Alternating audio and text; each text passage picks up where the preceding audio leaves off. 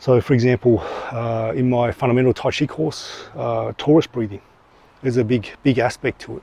So the Torus is how our energy system works. So energy going in through the top, through the body, out through the feet, out through the bottom chakras, into the earth, circulating back around every direction, then also going the other way too. The energy circulates this way. When we land on a plane and we get onto a new place and it goes, geez, this place feels different, you're actually connecting to the Torus field of that place. So the Torus of that place and your own individual Torus are connecting and getting information. When you connect with other people, you're connecting with their Torus too. So Torus is very deep. So one skill within the Torus is letting go of energy you don't need to work on. So you talk to someone, you feel like they've sort of projected stuff on me. It feels kind of yucky. I don't feel balanced anymore.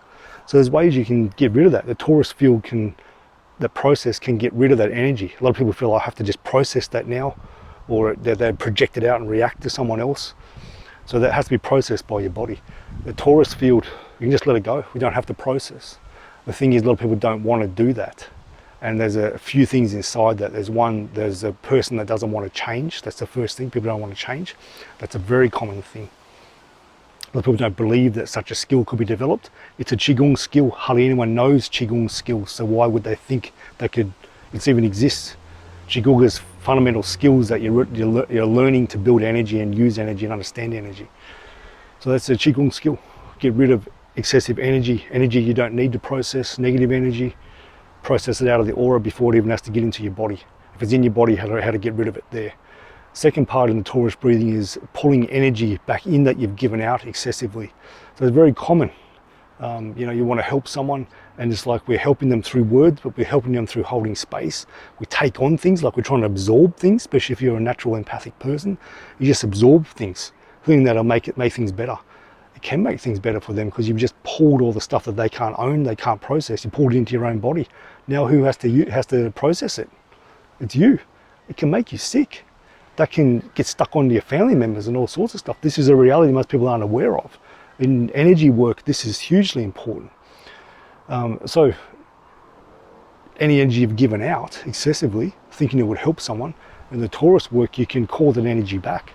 I'll call back any energy that I excessively gave out and I allow my system to fill with no sense of guilt.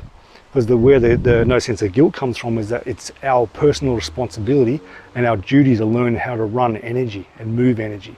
It's just like in our culture, that's not a thing, not even talked about.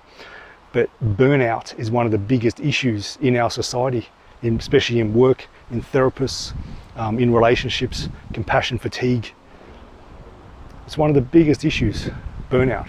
So if you're constantly taking on energy from others to try to help them and it's burning you out, that's an issue. There's a Qigong skill that can stop that happening and gain really keen awareness of what that's about. And the second part is if you're someone who just keeps overgiving, the overgiving shit collector or the overgiver, that's a huge archetype in a lot of people. It's connected to the people pleaser as well. So that archetype runs and it's good at giving energy. And it's people who are really good at giving energy, usually have a lot of energy to give. They're good at doing that. And it seems to help. If it's burning you out though, and how balanced is that? It's not very balanced. So we're learning to pull that energy back until a certain point I realise I don't need to use the overgiving shit collector archetype all the time. I can use the empowered man, the empowered woman. So there's different archetypes that can be built so that dynamic doesn't get set up. So we're not constantly have to pull energy back, not constantly have to dredge energy out of the system. It's just we're now transformed. There's a different thing happening. Our energy runs differently and people react to you differently. And what essentially you are, you're more empowered of who you actually are inside. So the spiritual aspect, the heart aspect, the body aspect, energetic aspect, they're all transformed. And the biggest thing I find is when I teach this stuff, people don't want to hear it. They don't believe it. And why would they if they have no skill? But the idea is I'm showing you on a silver platter how to do it. Just practice. I'm not lying here. I treat people nearly every day, some really heavy stuff. People will tell me some real heavy stuff because in the end, pains and fatigues that people have, it's usually an emotional blockage. So I help people unwind that.